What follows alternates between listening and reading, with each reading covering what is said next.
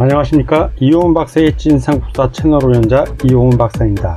오늘은 고구려 고국천 태왕식의 영토 변화에 대해서 같이 알아보도록 하겠습니다. 고국천 태왕은 고구려의 9대 태왕이고요. 8대 태왕인 신태왕의 둘째 아들이었습니다. 자, 이제부터 고국천 태왕식의 영토 변화 같이 알아보도록 하겠습니다. 고국천 태왕 원년입니다. 서기 179년이고요. 고국천 태왕 원년은 바로 신태왕이 돌아가신 해하고 똑같습니다. 아버지인 신태왕이 돌아가신 해에 고국천 태왕이 즉위하게 됩니다. 자, 이제부터 보죠. 고국천 태왕의 이름은 남무라고 합니다. 또는 이모라고도 하고요. 계보는 신태왕 백고의 둘째 아들입니다. 즉위 백고가 죽자, 신태왕이 즉자 나라 사람들이 맏아들인 발기가 어질지 못하다고 여겨 함께 이모 남모를 세워 왕으로 삼았다. 생년 태어난 해는 차태왕 10년이고 서기 155년입니다. 고구리사 초락에는 남무 왕자가 차태왕 10년 서기 155년에 태어났고 25세가 되는 서기 179년에 태왕이 된다고 되어 있습니다. 고국천 태왕 원년 영토 역시 신태왕 영토하고 똑같습니다. 영토의 핵심은 요를 기준으로 태행산맥 요를 말한다. 요를 기준으로 요소의 십성을 요소지역 확보하고 있고요. 요동의 육성도 확보해 놓은 상태입니다. 즉 태조태왕 말년하고 그대로 영토가 유지되고 있음을 우리는 알 수 있습니다.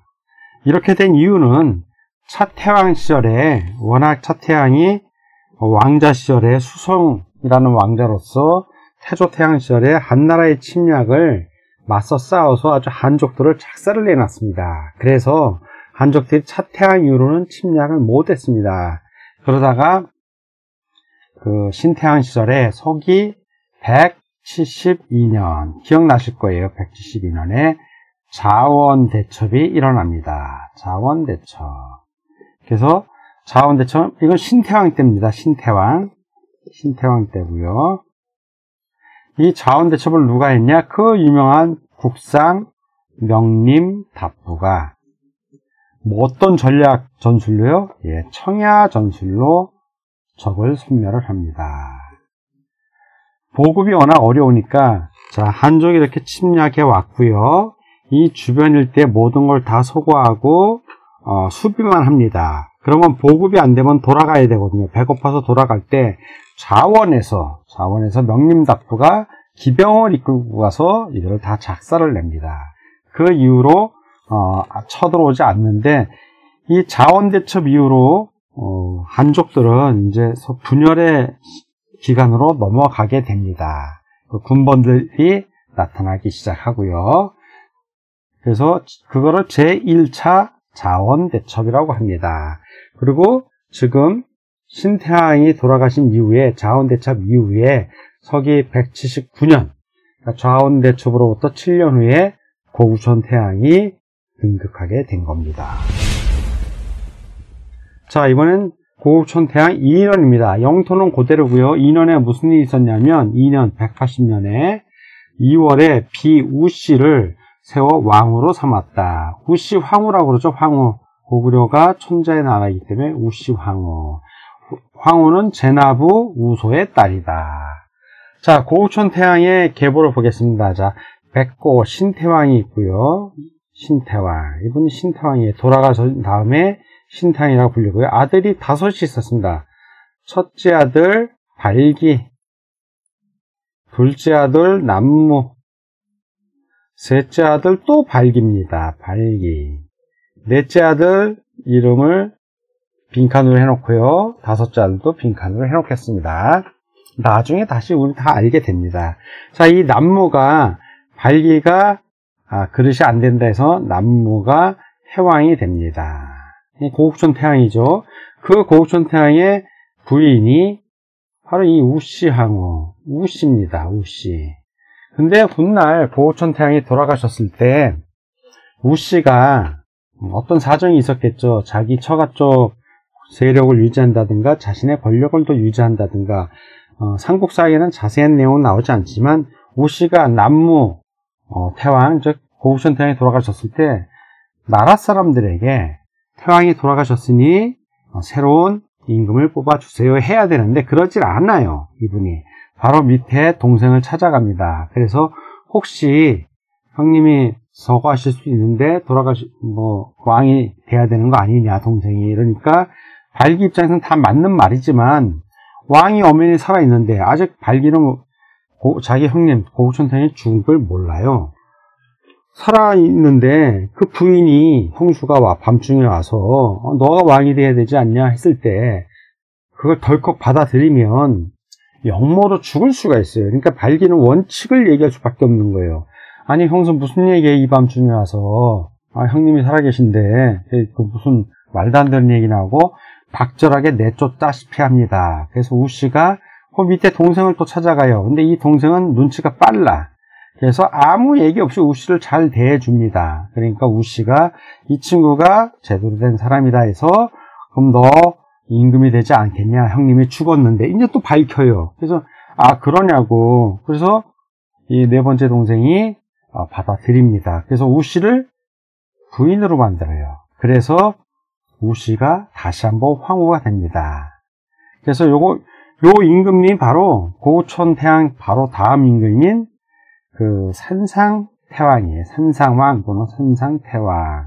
이건 또 산상태한테 자세히 얘기할 거니까 오늘은 여기서 마무리하겠습니다. 재밌는 얘기인데 지금 영토를 위주로 보니까 지금 우시황후라는 드라마가 지금 나오고 지금 한다고 그래서 요 역사적인 관련을 알려드린 겁니다. 간단하게. 참, 다음은 고구천 태왕 6년입니다. 6년. 자, 6년. 어떤 일이 있었냐 하면 6년에 자원에서 자원 또 나오네. 후한의 침공군을 격퇴하다. 184년 제2차 자원대첩이 나오는 거예요. 제2차 자원대첩. 보죠. 후한의 침공. 고구천 태왕 6년에 한의 요동태수가 군대를 일으켜 우리 고구리를 공격하였다. 고구천 태왕이 왕자 계수를 보내 적을 막았으나 이기지 못하였다. 밀리고 있는 건 아니지만 그렇다고 혹시 이긴 것도 아니고 교전 상태란 얘기죠. 교합 상태. 서로 밀리고 이긴 승자 없이 계속 승패에 없이 계속 전쟁이 이루어진다는 얘기입니다. 그래서 좌동진천이 일어납니다. 고구천 태왕이 친히 정의 기병을 거느리고 한족의 군대와 자원에서 싸워서 이겼다. 베어버린 적군의 머리가 산더미처럼 쌓였다. 그래서 요 기록이 삼국사기는 이렇게 나오는데 고구리사 철학에는 이거를 좌동진천이라고 한다라고 나옵니다. 자, 왼 자자, 동력동자, 손수친자, 싸울전자. 뜻은 좌동진천의 뜻은 뭐냐면 자원이 있는 동쪽으로 태왕께서 친히 가서 싸운 전쟁. 그래서 자동친전이 되는 겁니다.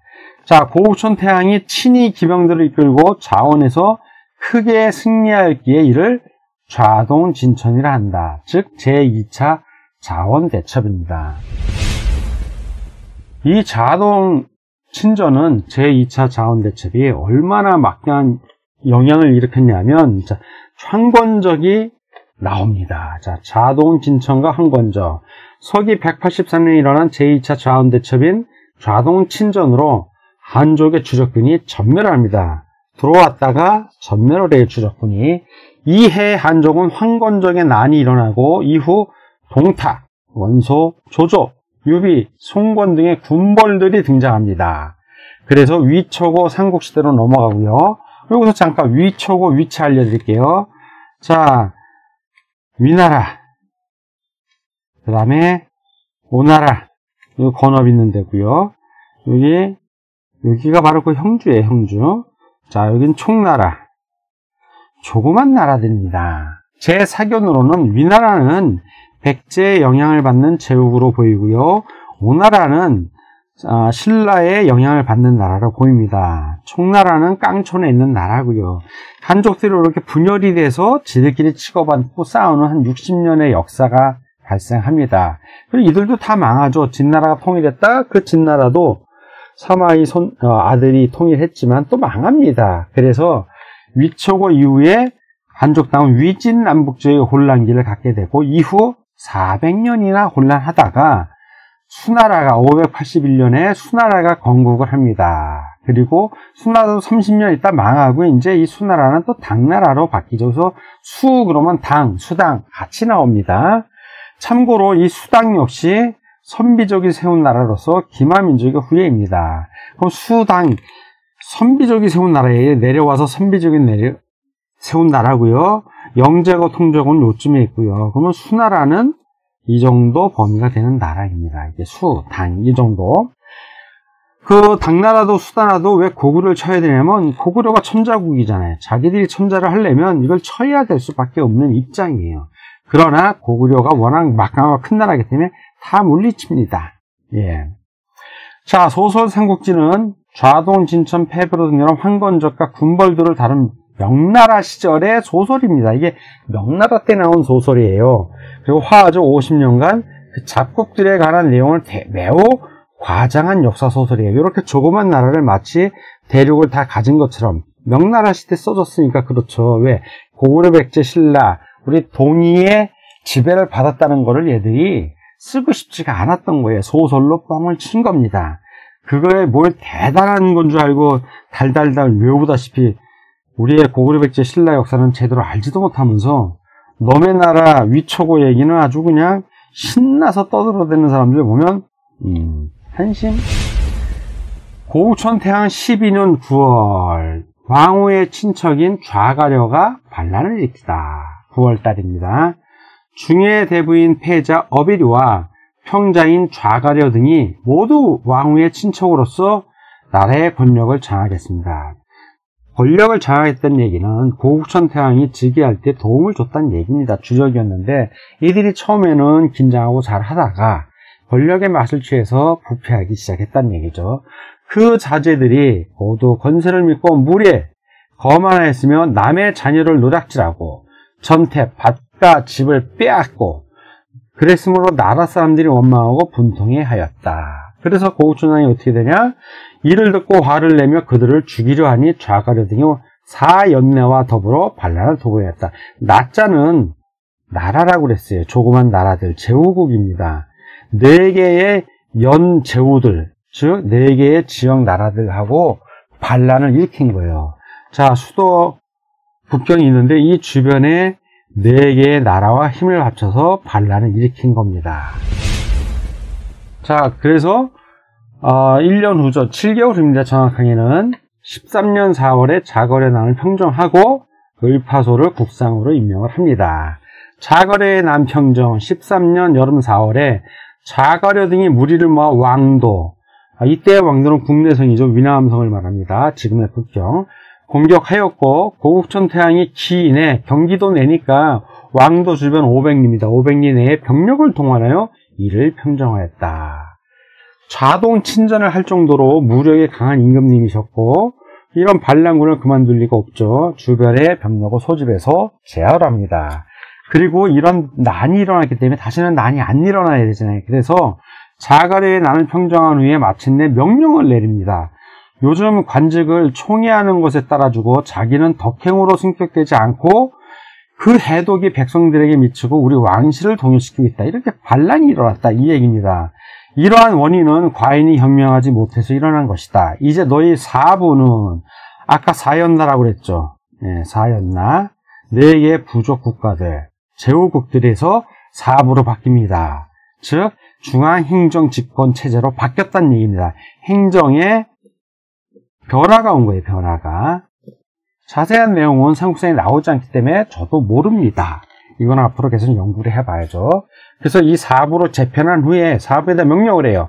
각기 현명하면서도 어질면서 지위는 낮지만 이렇게 현명하고 어지고 똑똑한 사람을 천거하라 했더니 신하들이, 사부의 신하들이 안류를 천거해요. 그들이 안류에게 중책을 맡기려고 하니 안류가 사행하면서 저보다는 을파소가 대단한 사람입니다.